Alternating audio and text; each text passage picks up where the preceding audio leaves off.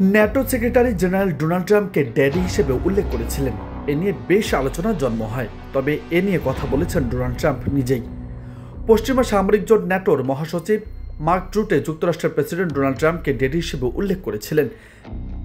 নেদারল্যান্ডসের হেগে ন্যাটো সম্মেলনে ট্রাম্পের কাছে এ বিষয়ে জানতে চাওয়া হয়েছে।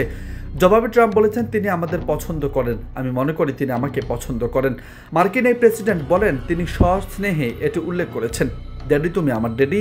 এর আগে রুটে বলেছিলেন, ড্যাডিকে মাঝে মধ্যে শক্ত ভাষায় কথা বলতে হয়।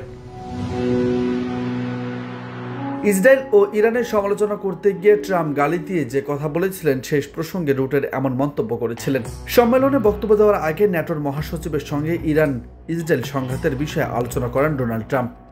এই সময় তিনি ইরান ইসরায়েল সংঘাতকে স্কুলে দুই শিশুর মধ্যে মারামারির সঙ্গে তুলনা করেন। তারা নরকের মতো লড়াই করছে, আপনি তাদের থামাতে পারবেন না, তাদের 2-3 মিনিট লড়াই করতে দিন, তারপর থামানো সহজ হবে।